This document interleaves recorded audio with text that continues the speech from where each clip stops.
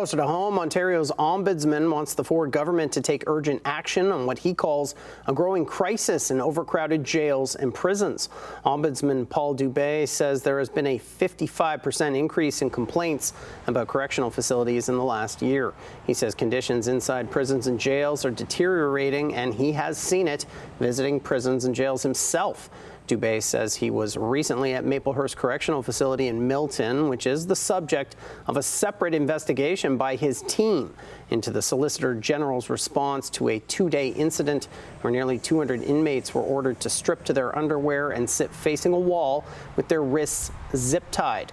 He's calling for meaningful, systemic reform and says it's a moral imperative.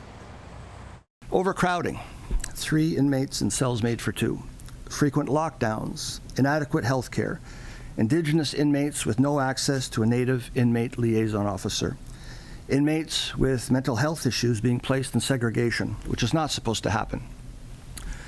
And then there was the Maplehurst incident, a 2-day ordeal in December of 2023, where many inmates were so poorly treated that they have had the charges against them reduced or even dismissed by judges. Dube says conditions in correctional facilities, including Maplehurst, fail to meet basic expectations of fairness and dignity, and in some cases actively undermine principles of justice and human rights. Now, for more on this, I'm joined live by political analyst and former Queen's Park correspondent Keith Leslie. Keith, Doug Ford has promised last year that he would build more prisons and add more beds to correctional facilities. Do you think this ombudsman report will push quicker action on those promises? Well, we can only hope so, Matt. I mean, let's face it, what the situation of overcrowding and understaffing of the Ontario jails is not really new, but the complaints have really, 55% increased because it's gotten so bad. People are living inside jails in inhumane conditions, and it's absolutely outrageous. And as the ombudsman himself pointed out, it's so bad that the courts are actually dismissing or reducing charges from some of these people simply because they're in these provincial jails where they're sitting 3 or even 4 to a cell designed for 2. Now, you've covered Queen's Park for a long time. You mentioned just there that this has been a problem for a while. Do you think it's difficult to build political will to spend money on the prison system? Well, they're not the most sympathetic group, are they? I mean, prisoners in Ontario jails. But let's face it, they don't deserve to be sitting in those kind of conditions, being locked down for 23 and a half hours a day, way too often. The 3 and 4 in a cell, all that sort of thing. The ombudsman called it a moral failure, and I think he's right. People just should not be in those conditions, even if they are being locked up. And let's face it, these are provincial jails and prisons. So basically, it's 2 years less a day if they've been convicted of something. And some of them are basically waiting for trial. They haven't been convicted of anything as yet. On Maplehurst, do you think the ombudsman promised to investigate the Ministry of the Solicitor General's response to that underwear and zip tie incident? Do you think that will lead to some change at the facility?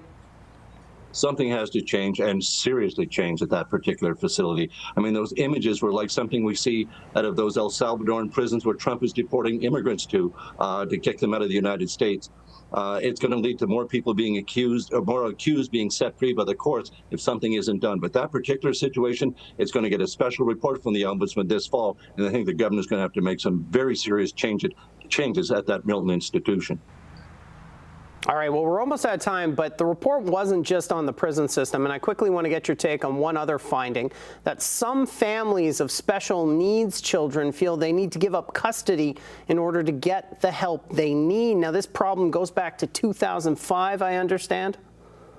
It's called forced abandonment, if you can believe it. And yes, I thought it was ended when I covered it over 20 years ago. Basically, to get the kids the treatment that they need, and these are some very serious issues, they're told they have to give up custody of their children to the Children's Aid Society, who then sometimes ends up placing kids in motels. So the whole situation is really, really quite tragic and very harrowing for families and the kids involved. Can you imagine your parents being forced to abandon you so that you can get the treatment that you need and they can get the help that they need as a family?